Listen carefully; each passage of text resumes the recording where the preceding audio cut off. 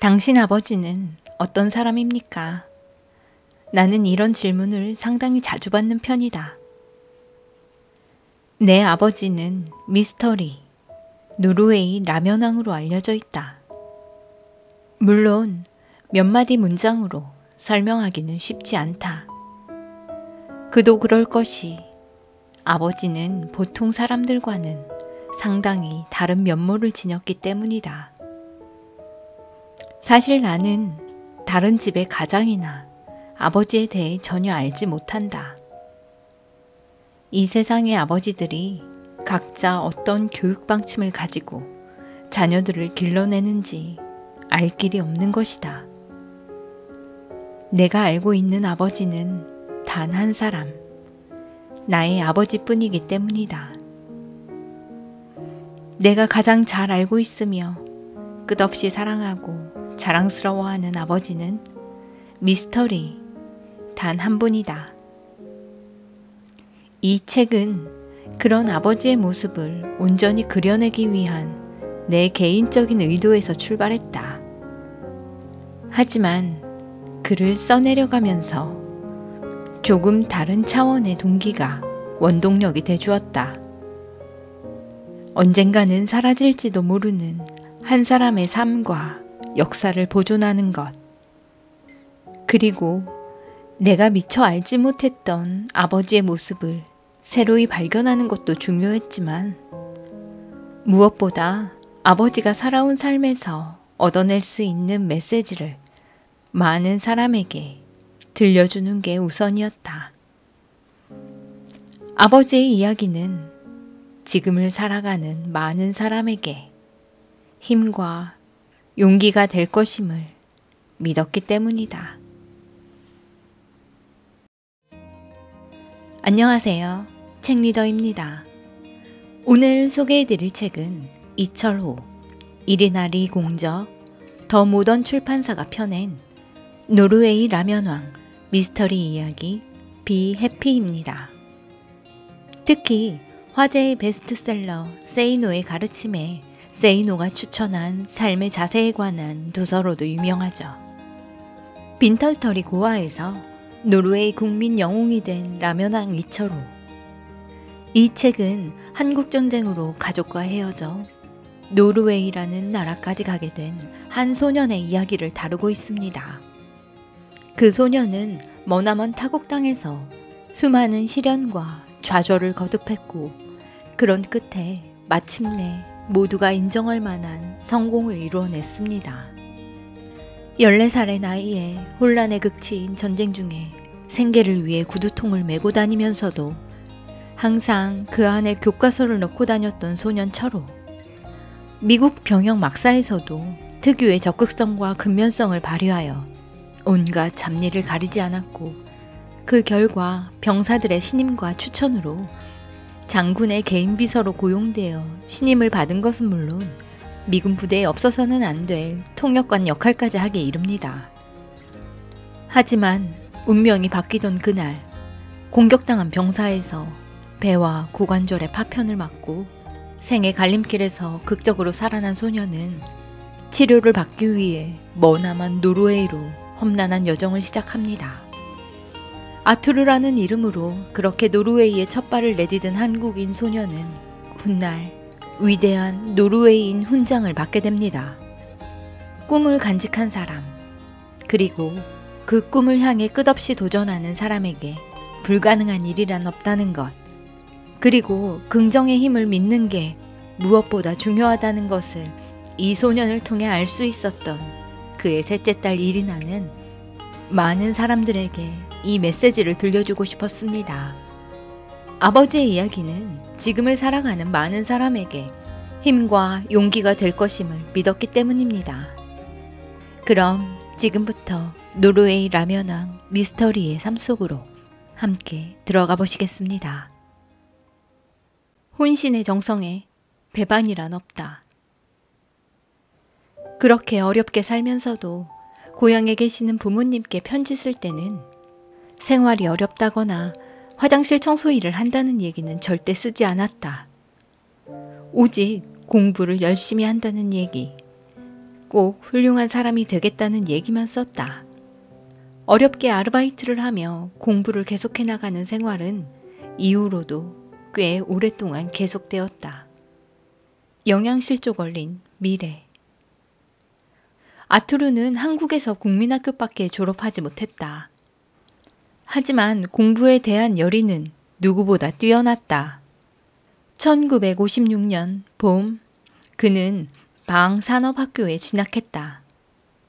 자취방 월세를 지불하기 위해 공부를 하는 동안에도 여기저기서 아르바이트를 해야 했기 때문에 그에게는 너무도 힘겨운 나날들이었다.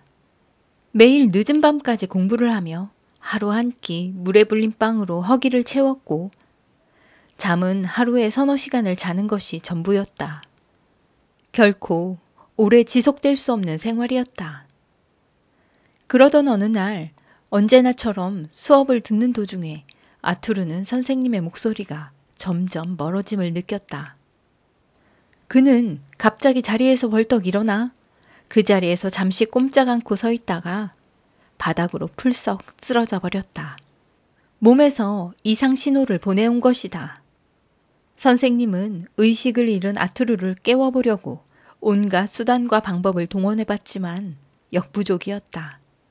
곧 구급차가 학교로 달려왔고 아투르는 응급실로 옮겨갔다. 의사는 조그마한 손전등으로 아투르의 눈동자를 살펴본 뒤 그에게 최근에 무엇을 먹고 지냈는지 물어보았다. 아투르는 가끔 닭고기 스튜와 야채 수프를 먹었으며 대부분은 고기와 감자로 끼니를 때운다고 대답했다. 하지만 의사는 아투르의 말을 믿지 않았다.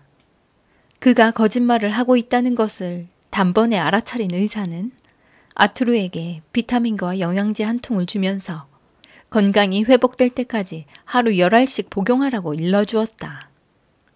아투르는 집으로 돌아와 한동안은 의사가 시키는 대로 한 줌의 알약을 매일 복용했다. 얼마 지나지 않아 그는 생기를 되찾을 수 있었다. 그리고 하루에 10알씩 복용하던 알약도 차츰 양을 줄여나갔다. 건강이 회복되니 집중력도 향상되었다. 그는 수업 시간에 선생님이 하시는 말씀을 하나도 빼놓지 않고 귀담아 들었다. 그해 7월 말 아투르는 방상업학교를 졸업해 성적 증명서를 받을 수 있게 되었다. 그는 전 과목에 합격했고 특히 회계와 상업 과목에서 우수한 성적을 거두었다. 교장은 추천서에 아투르는 모든 과목에 열심을 다하는 부지런한 학생이라고 표현하기도 했다. 굶주림을 피해 선택한 일. 아투르는 경제적으로 여전히 힘들었으며 빈속으로 잠자리에 드는 일도 허다했다. 학교나 길거리에서 영양실조로 갑자기 쓰러지는 일을 몇 번 더 경험한 후 그는 더욱 명확하게 진로를 결정했다. 요리사. 그는 요리사가 되고 싶었다. 아투르는 바로 오슬로 한 중앙에 위치한 엘베바켄 직업학교에 등록해 조리사 공부를 시작했다. 졸업까지의 과정은 학업과 실습을 모두 합쳐 총 4년이었다. 아투르는 운 좋게도 입학과 동시에 홀멘콜렌 관광호텔에 조리 견습생 자리를 얻을 수 있었다. 그곳에서 첫 번째로 맡은 임무는 설거지였다. 부엌에는 각종 조리기구와 그릇들이 산더미처럼 쌓여 매일같이 그를 기다리고 있었다. 냄비에 눌어붙은 음식 찌꺼기를 긁어내는 일도 그의 차지였다. 하지만 아투르는 단 한마디의 불평도 늘어놓지 않았다. 오히려 아무도 보는 사람이 없을 때면 냄비에 눌어붙은 탄 음식을 긁어내 배를 채울 수 있어 좋기도 했다.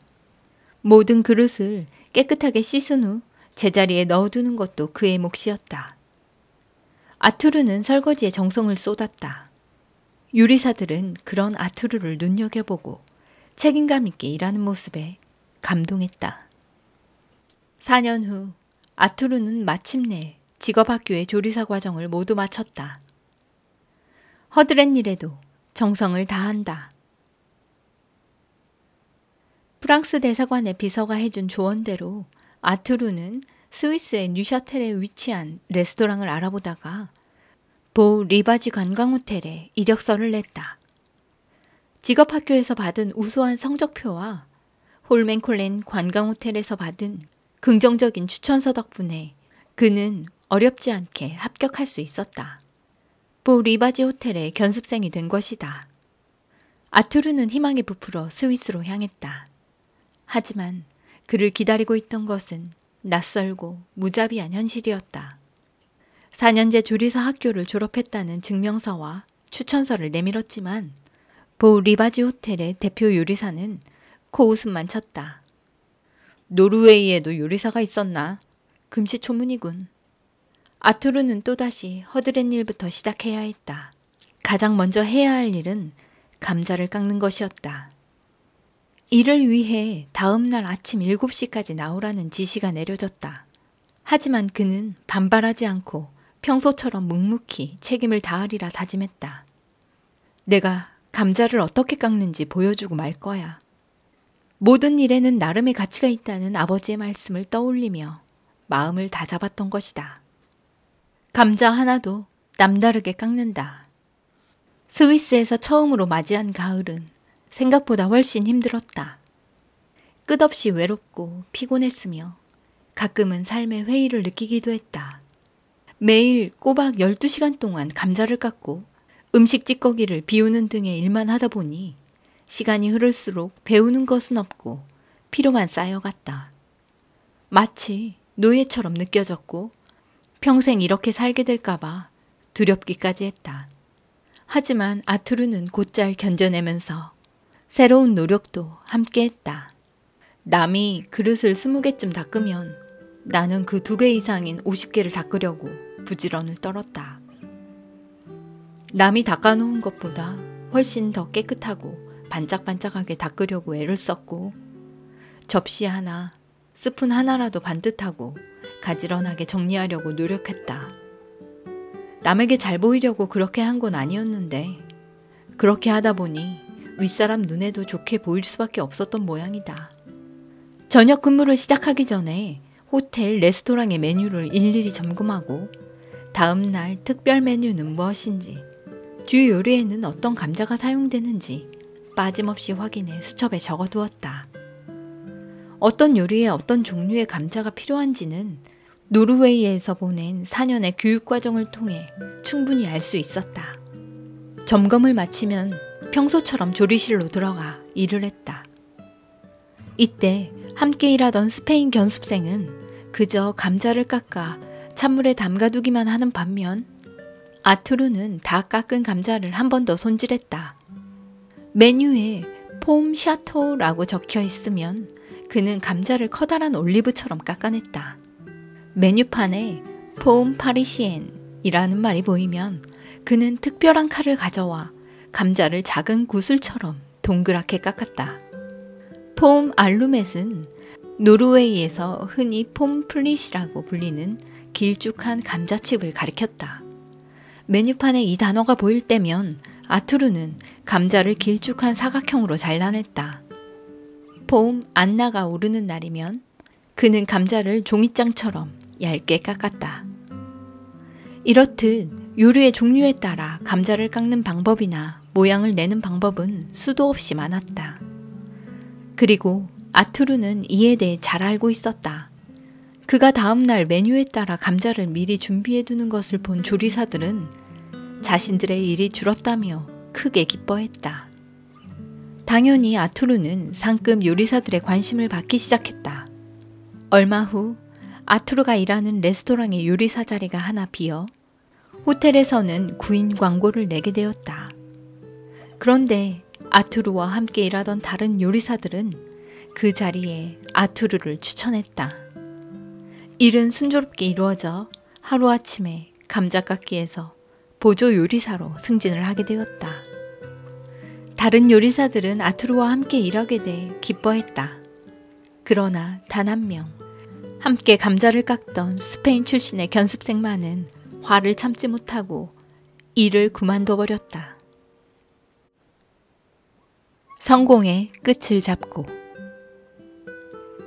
좋은 인간관계를 바탕으로 한 비즈니스에는 신뢰와 융통성이 있다. 혹시 문제가 생겨도 저 사람이 나를 속이려고 그러나 하는 쓸데없는 의심을 하지 않아도 된다. 서로를 충분히 알고 신뢰하는 관계에서는 서로 충분한 양해와 양보가 가능하기 때문이다. 대박 레스토랑의 비결. 철호는 오슬로 시내 중심에 있던 카페 멜하우스 앤 레스토랑에 경영인으로 고용돼 있었다. 해가 거듭되면서 철호는 레스토랑의 이윤을 올리는데 괄목할 만한 성과를 거두게 되었다. 오슬로 중심에 자리한 카페 멜하우스 앤 레스토랑은 점점 인기를 끌었고 근처에 자리한 외무부에서 일하던 수많은 정부 요원들이 고정적인 손님으로 큰 몫을 차지했다. 저렴한 가격에 격식 있는 음식을 맛볼 수 있다는 소문도 점점 널리 퍼져나갔다. 식당 운영에 있어서 나는 두 가지를 가장 중요시했다. 첫째는 친절이다. 식당은 음식과 함께 서비스를 파는 곳이기 때문이다. 불친절하고 거친 서빙은 손님들에게 불쾌감을 준다. 두 번째는 당연히 음식 맛이다. 최고의 재료로 맛있게 만든 음식을 저렴한 가격에 제공하는 것이 인기의 비결이다. 배려와 솔선수범, 그 이상이 있을까? 철호는 멜하우센을 책임지기 전까지는 경영인으로서의 경험을 크게 쌓지 못했다. 과거 수많은 직원들을 책임지는 입장에 서기보다는 직원들 중 한 사람이 되기만 했던 그였다. 그런 그가 멜하우센에서는 자신만의 아이디어와 독특한 방법을 고안하여 레스토랑을 경영하는 데 온 정성을 쏟았다.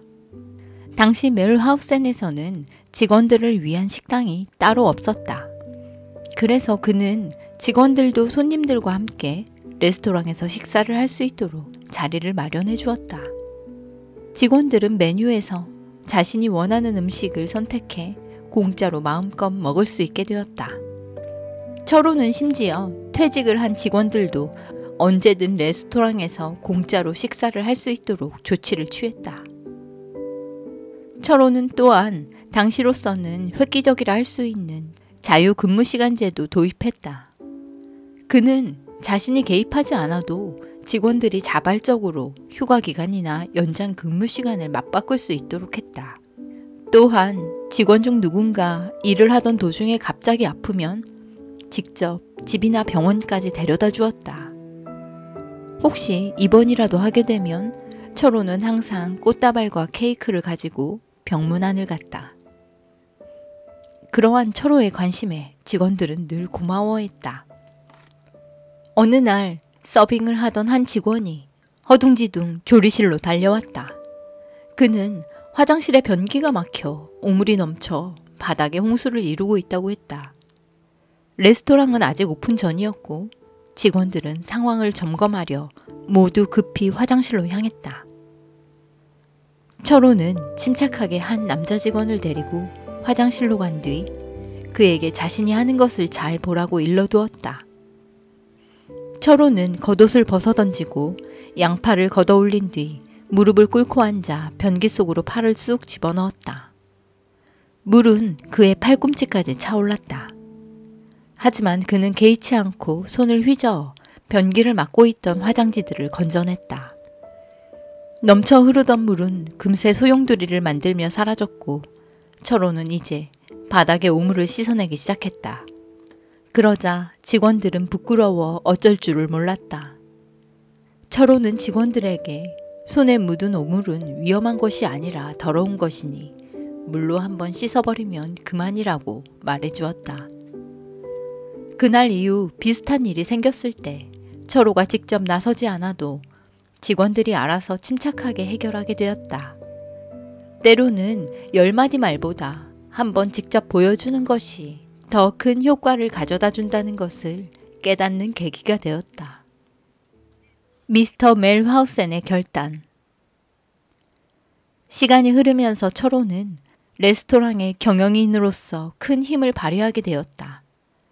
그래서 비카에 있는 멜 하우센 레스토랑뿐만 아니라 멜 하우센 그룹에 있던 체인점들을 함께 경영하기에 이르렀다. 무려 15개나 되는 카페와 레스토랑이었다. 쉐이엔에 자리한 멜 하우센 그룹의 제과공장 2층에 자신만의 사무실을 마련해 무려 186명의 직원을 책임지게 되었던 것이다. 그는 레스토랑 체인을 22년 동안 경영하면서 단 한 명의 직원도 해고하지 않았다. 철호의 노력과 독특한 경영 방식으로 멜 하우센 그룹은 큰 성공을 거두었다. 덕분에 철호는 당시 미스터 멜 하우센이라는 별칭으로 불리기도 했다. 그러던 1989년 가을, 한껏 주가가 높아진 멜 하우센 그룹을 덴마크 회사인 하팅이 적극적으로 인수했다. 오너의 회사 매각 결정에 실망한 철호는 사의를 표했다. 하틴의 경영진은 그에게 새로운 자리를 주긴 했지만 그는 이미 최고의 위치에서 회사를 홀로 운영하는 데 익숙해져 있던 터라 그들의 제안이 별로 마음에 들지 않았다. 최종 협상을 통해 철호는 멜 하우센 그룹 산하에 있던 5개의 체인점 경영권을 얻어냈으며 나머지 체인점에서는 손을 떼는 대가로 목돈을 마련하게 되었다. 하지만 얼마 지나지 않아 철호는 무언가 새로운 것을 시작해야 한다는 결심이 섰다. 그는 더 이상 제과점과 레스토랑 일에 관여하고 싶지 않았다. 철호는 이리나에게 당시의 심정을 이렇게 전한다. 그때 나는 52세라는 젊지 않은 나이였음에도 다시 맨손으로 세상에 뛰어나온 듯한 느낌이었어. 하지만 마음을 굳게 먹었어. 잃은 것은 더 이상 생각지 않고 새로운 기회를 잡기 위해 눈에 불을 켰지. 철호는 지난 수년간 생각해왔던 것을 마침내 실행에 옮기자고 결심했다. 드디어 라면이다. 중요한 건 현지화다. 철호의 머릿속에는 노르웨이 시장을 장악할 만한 또 다른 물품이 하나 자리하고 있었다. 10년 전 서울의 허름한 뒷골목에서 맛봤던 짭짤하고 매콤한 라면 맛을 그는 여전히 잊지 못하고 있었다. 철호는 김이 모락모락 나는 라면을 처음 먹었을 때의 그 순간을 떠올리며 두 눈을 지그시 감곤 했다. 입속으로 들어오는 꼬불꼬불한 면발과 함께 매콤하고 짭짤한 국물이 혀를 자극할 때의 그 짜릿함은 잊으려야 잊을 수가 없었다.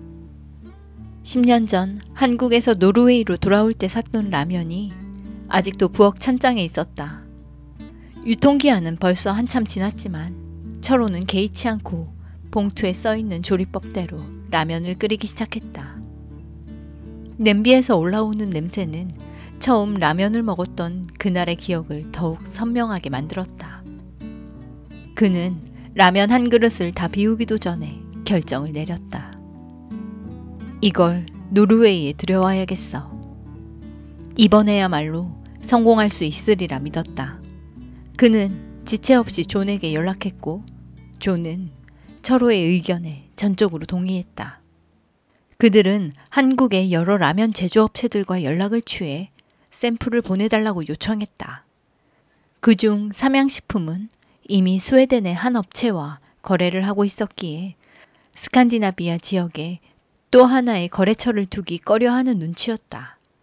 그래서 결국 그들은 농심과 계약을 맺게 되었고 곧 몇 박스의 라면이 샘플 형식으로 노르웨이에 도착했다. 철호와 존은 샘플로 온 라면을 맛보고는 곧바로 수입을 결정했다. 노르웨이에서 아무도 모르는 새로운 상품을 소개하는데 존의 마케팅 기술은 큰 도움이 되었다. 철호와 존이 가장 먼저 신경을 썼던 것은 바로 포장이었다. 상품을 어떻게 포장하면 좋을지, 어떤 문구와 그림을 넣어야 소비자의 눈길을 끌 수 있을지에 대해 끊임없이 고민을 거듭했다. 또 하나 중요한 것은 상품명이었다. 수년 동안 레스토랑을 경영하고 멜 하우센 그룹의 총지배인으로 생활했던 철호는 그 세계에서 미스터 리로 불리고 있었다. 그는 이 짧고 외우기 쉬운 별칭이 소비자에게 쉽게 다가갈 수 있을 것이라 생각했고, 이 이름이 지니고 있는 동양적 이미지가 라면을 홍보하는데 큰 도움이 되리라 짐작했다. 결국 노르웨이로 수입된 라면은 미스터 리라는 이름으로 출시되었다.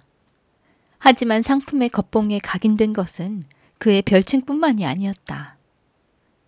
철호와 조는 그들의 사진도 캐릭터화해서 곁들이기로 했고, 로고 디자인은 존이 직접 맡았다. 좌절을 아예 잊은 것처럼. 사업 초기 그들의 앞길을 막은 것은 한두 가지가 아니었다. 노르웨이의 식품 영양국에서는 라면 및 양념 성분이 자국 내에서 공인된 것이 아니라며 수입을 허가할 수 없다고 했다. 그래서 그들은 농심에 연락해 노르웨이 식품 영양국에서 공인하지 않은 성분들은 제외하고 제조해달라고 부탁해야 했다. 결국 이렇게 까다로운 절차를 거친 후에야 그들은 한국 라면을 수입할 수 있게 되었다. 라면 박스를 들고 슈퍼마켓 영업을 나갈 때마다 뭉전박대를 당했다. 문득 어렸을 적 아버님 말씀이 떠올랐다. 한 번 찍어서 넘어가는 나무는 없다. 정말 욕심이 나면 넘어갈 때까지 찍어야 한다. 아무리 문전박대를 해도 나는 굳건히 찾아가고 또 찾아갔다. 비즈니스에서 체면이나 자존심부터 세우려고 하면 아무것도 할 수가 없다. 철호는 라면 박스를 옆구리에 끼고 슈퍼마켓 체인점을 돌았다.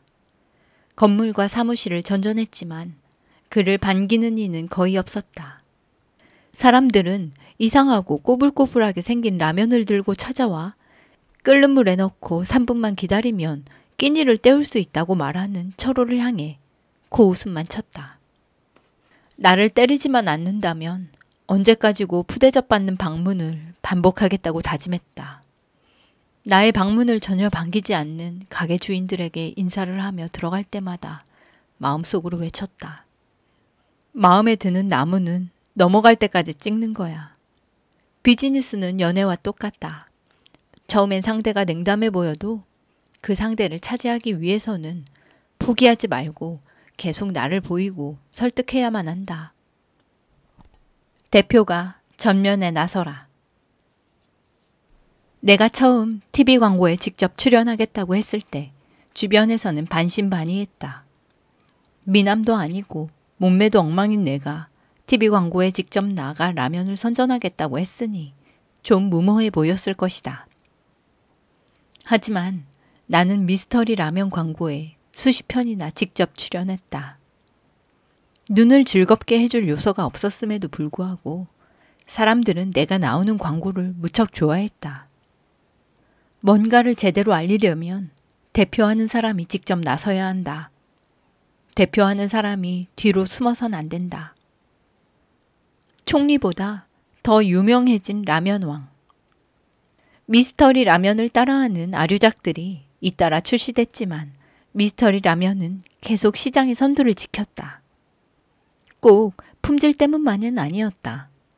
심지어 가격은 다른 라면들보다 5배나 비쌌지만 소비자들은 미스터리 라면을 선호했다. 그것은 바로 철호의 이미지 때문이었다. 노르웨이 소비자들의 정서적 애착이 미스터리 라면 구매까지 이어지게 된 것이다. 노르웨이 국민들은 미스터 리의 개인적 역사에 대해 이미 알고 있었으며 그를 향한 애정을 표출하기에 주저하지 않았기 때문에 성공할 수 있었던 것이다. 신문과 잡지, 텔레비전 방송국에서는 철호를 인터뷰하기 위해 줄을 섰고 그의 과거 이야기는 미디어를 거의 매일같이 장식하곤 했다. 이런 일이 계속되면서 미스터 리는 노르웨이 전역에서 총리보다 더 유명한 인물로 떠올랐다. 급기야 그는 노르웨이 청소년들 사이에서 스타 못지않은 인기를 누렸고 초등학교와 고등학교 교과서에까지 실리는 인물이 되었다. 도전은 사람을 나아가게 한다. 일은 눈 감는 날까지 할 생각이다. 움직일 힘이 남아있는데도 일하지 않는 사람은 미개한 동물보다도 못하다. 그의 인생에서 보람을 어떻게 찾을 것인가? 꿈꾸는 75세 청년. 미스터리의 직업이 무엇이냐는 질문에 답하기란 무척이나 어렵다. 사실 정확하게 그는 퇴직을 했다고 해야 하지만 사실 그런 것만도 아니다. 나이가 얼마나 많든 간에 그는 결코 일에서 손을 뗄 사람이 아니기 때문이다. 아마 숨을 거두는 날까지 어떤 일이든 하고 있을 것이다. 어쨌든 철호가 라면왕 미스터리라는 타이틀을 얻게 되면서부터 노르웨이에서 그가 무슨 일을 하는지 모르는 사람은 없어졌다. 사실 나는 원래 실수투성이인 사람이다. 그래서 아내에게 타박받은 적도 많다. 실수하는 경우가 너무 많아 일일이 다 기억하기도 힘들 정도다. 하지만 실수를 걱정하지 말고 계속 시도하자.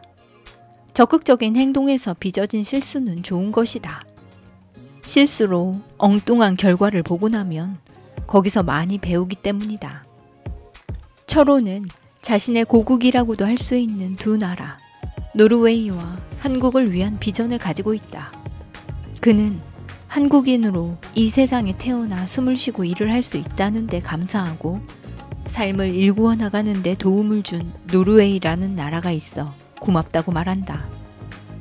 그를 전쟁의 구렁텅이에서 구해준 사람이 바로 유엔에서 일하던 노르웨이인이었으며 그 후 그의 목숨을 구해준 사람도 바로 노르웨이 군인과 의료진들이었다. 결국 태도가 모든 것이다. 철호의 삶에 위기가 닥칠 때마다 스스로 늘 되새기는 말이 있었다. 바로 be happy다. 어떤 어려운 상황이 닥치더라도 이겨낼 수 있다는 굳건한 용기와 즐거운 마음만 유지한다면 결국엔 모든 일이 잘 되게 되어 있어. 화장실 청소부로 일하러 다닐 때도 나는 한 번도 비참하거나 슬프다고 느껴본 적이 없다. 항상 즐겁게 웃고 다녔다. 왜냐하면 나는 궁극적으로 화장실 청소일만 하려고 이 세상에 온 사람이 아니니까. 결국은 내가 원하는 일을 하게 되리라는 걸 확신했다. 그저 지금은 그 길을 찾기 위한 가파른 고갯길이라고 생각했다. 당장은 힘이 들지만 이 고개를 넘고 나면 내가 찾던 목적지가 보일 것이라고 믿었다. 나는 지금도 확신한다. 스스로 밝고 행복한 사람은 누구도 함부로 대하지 못한다. 오히려 즐겁고 공손하게 대접받게 된다. 결국 사람은 자기 스스로가 어떻게 행동하느냐에 따라 각기 다른 대접을 받게 되는 것이다.